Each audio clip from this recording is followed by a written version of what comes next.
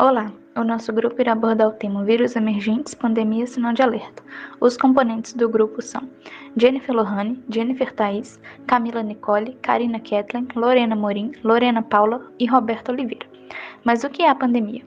Segundo a Organização Mundial de Saúde, a pandemia é a disseminação mundial de uma nova doença e o termo passa a ser utilizado quando uma epidemia, que é um surto que afeta uma determinada região, se espalha por diferentes continentes com transmissão sustentada de pessoa para pessoa, ou seja, a pandemia é uma disseminação de uma doença por amplas áreas geográficas, atingindo elevada proporção de uma população. E o que são os vírus emergentes e reemergentes? Nos últimos anos, vários vírus que atingiam os humanos têm sido descobertos, assim como outras doenças causadas por eles no passado que foram controladas e estão ressurgindo. Assim, podemos dizer que vírus emergentes são os de novas origens, que podem afetar os animais e têm potencial de atingir os humanos. Alguns exemplos são os vírus do Ebola, hepatite C, AIDS, vírus da febre do Nilo Ocidental e o vírus da influenza aviária.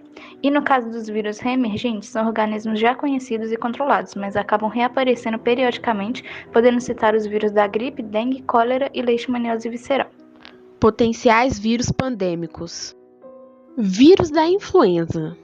A família influenza abrange diversos gêneros de vírus, sendo os principais a influenza A, que pode ser afetada por seres humanos, mamíferos e aves, a influenza B, que afeta seres humanos e focas, e a influenza C, que afeta seres humanos e porcos. Com relação à estrutura do vírus, ele tem dupla camada lipídica, que envolve um material genético, e por cima dessa camada lipídica, duas proteínas que são chamadas de neuraminidase, que pode ser abreviadas para N ou NA, e a hemaglutinina, que pode ser abreviado para H ou HA. Temos também a proteína M2 de membrana. Além do seu material genético RNA e fita simples negativa, a diferenciação entre os diversos vírus dessa família estão nas diferenças antigênicas e genéticas.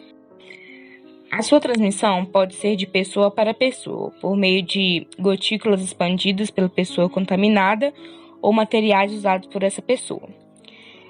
Animais são os principais motivos das pandemias e epidemias de gripe. Por exemplo, a gripe suína e a gripe aviária, que falam diretamente de um animal de origem. Dentre as características da influenza, ela tem a capacidade de viver em um ambiente por longos períodos. Em temperaturas mais baixas, cerca de 4 graus, por exemplo, podem viver durante 32 dias, e 1 a 5 dias com temperaturas de 28 graus. Importante destacar suas mutações. O drift antigênicos são pequenas mutações de RNA e drift viral, mutações mais significativas no RNA. A influenza possui campanha de vacinação todos os anos, no período mais frio do Brasil, tendo em vista sua resistência nesse período do ano, sendo anualmente devido às suas mutações. A gripe viral, muitas das vezes, é negligenciada, mas pode ser fatal. Sinais e sintomas variados podem ser extremamente graves para as pessoas pertencentes ao grupo de risco, como, por exemplo, idosos e portadores do vírus HIV. A vacina possibilita a diminuição da contaminação pelo vírus e de sua letalidade. Coronavírus. No dia 11 de março de 2020, a Organização Mundial da Saúde, OMS, declarou o início da pandemia do vírus que causa a doença do Covid-19 com o patógeno conhecido como SARS-CoV-2. Estima-se que a origem do vírus advém de espécies de morcegos que agem como reservatório do vírus causador. O paciente acometido pela infecção do vírus tem como consequências uma doença respiratória, podendo ocorrer infecção pulmonar, variando de acordo com o estado do paciente, sendo de grau leve, moderado e grave, oscilando na resposta sobre o tratamento. Muitas vezes, a morte do indivíduo é associada a comorbidades, como os que apresentam pressão alta, diabetes, problemas cardíacos e câncer.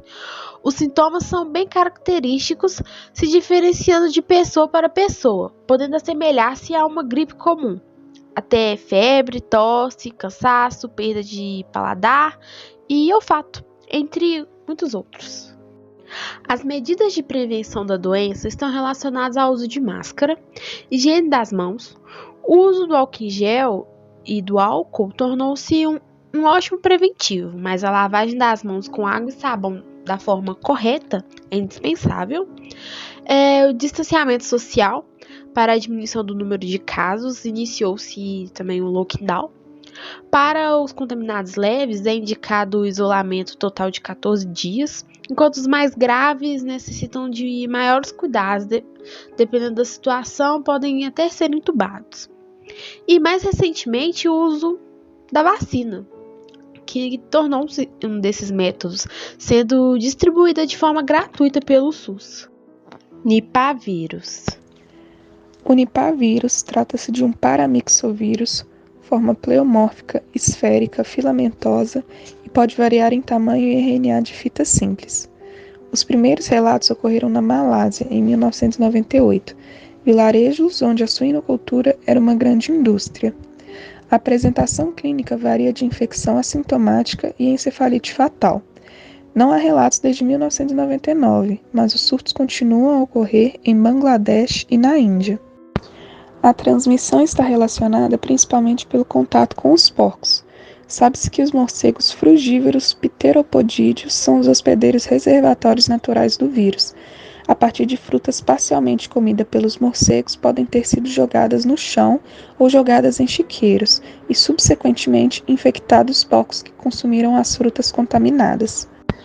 A partir desse ponto, medidas de prevenção e controle foram instaladas nessa região, como educação sanitária para trabalhadores de fazendas, abatimentos dos suínos em regiões de surtos e sacrifício de animais contaminados em regiões vizinhas, e a interrupção da importação de suínos no país.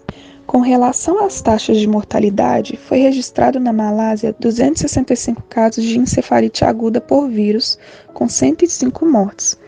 Já em Bangladesh e na Índia, a taxa de mortalidade é de mais de 70% das pessoas infectadas.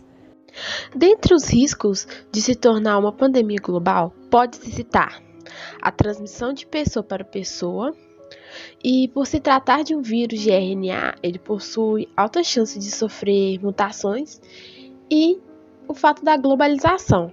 Imagine uma cepa capaz de infectar comunidades no sul da Ásia. A alta densidade populacional, somada à interconexão global, espalharia rapidamente a infecção desse vírus.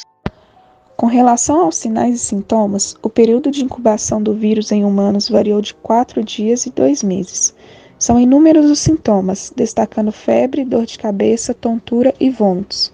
Muitos pacientes tiveram um nível de consciência reduzido, havendo o envolvimento neurológico foi diverso e multifocal, incluindo meningite asséptica, encefalite difusa e envolvimento focal ao tronco cerebral. O tratamento dos pacientes consistiram no uso de anticonvulsivantes, tratamento de infecção secundária, ventilação mecânica e reabilitação. A profilaxia está relacionada a evitar que animais de fazenda adquiram o vírus da doença ao comer frutas contaminadas por morcegos, diminuir o número de animais em criadouros para evitar a rápida disseminação de doenças entre os animais e evitar o consumo de seiva fresca. Algumas vacinas podem ser usadas como forma de prevenção em animais de pequeno porte e primatas não humanos, mas existem estudos que comprovem que ela é eficaz em porcos, que são os principais causadores endêmicos. Essas aqui são as referências do nosso trabalho. Muito obrigada pela atenção.